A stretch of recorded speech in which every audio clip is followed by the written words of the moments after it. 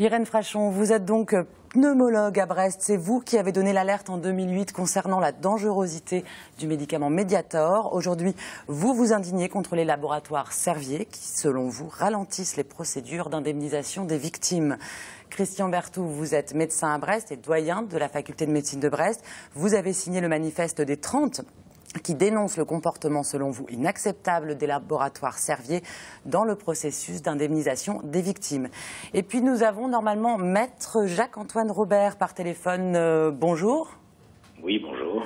Donc vous êtes l'avocat des laboratoires Servier en charge des indemnisations. Merci de nous avoir rejoints. Irène Frachon, le 26 août dernier, vous publiez le manifeste des 30 dans lequel vous parlez d'une guérilla judiciaire pour retarder l'indemnisation des victimes. Pourquoi ce manifeste ?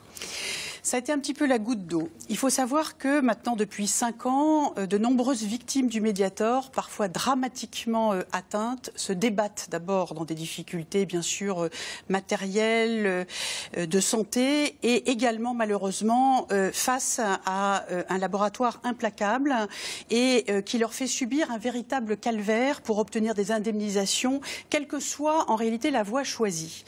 La possibilité d'être indemnisé pour une victime, c'est soit la voie normale des tribunaux de grande instance.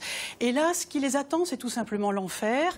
Et à tel point que 5 ans après le début de ces démarches, les laboratoires Servier eux-mêmes reconnaissent que, bien que dans 160 dossiers, le lien de causalité ait été établi avec l'exposition au Mediator, seuls 37 accords financiers ont été accordés. C'est vous dire qu'il faudra peut-être attendre 10 ans, 15 ans, je ne sais pas. Maître Robert nous répondra, pour pouvoir indemniser 160 malheureux. Deuxièmement, vous avez les indemnisations via l'ONIAM, qui est une loi d'indemnisation qui a été votée à l'unanimité en 2011 et qui établit un collège d'experts souverain qui va déterminer, d'ailleurs certains experts ont été nommés par Servier, et qui va déterminer les liens de causalité, les préjudices des personnes qui déposent leur dossier de façon gratuite, enfin gratuite. L'expertise est payée par l'argent public. Et ensuite, on se tourne vers le responsable, les laboratoires Servier. Alors effectivement, jusqu'au début 2015, les laboratoires Servier ont suivi les avis du collège, non sans avoir infligé aux patients de très nombreuses contestations, et là encore un stress qui finit de faire qu'un processus de réparation devient en réalité un processus d'humiliation. Mais bon, déjà il y avait des indemnisations.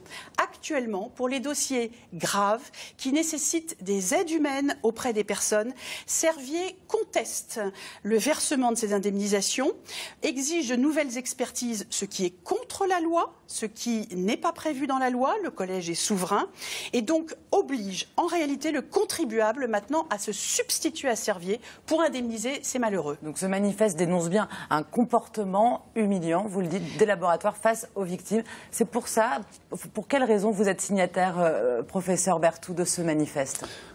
Moi, je pense qu'à la phase de cette démarche, il faut que maintenant la société civile pèse.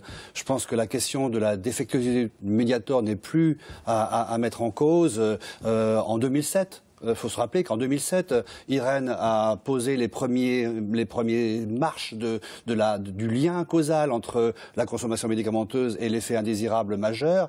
Le retrait du médicament, c'est 2009, et on est encore toujours à se dire, mais est-ce que encore c'est vrai qu'il y a un lien causal entre le médicament et les effets indésirables majeurs? C'est insupportable, cette longueur pour des victimes qui attendent réparation.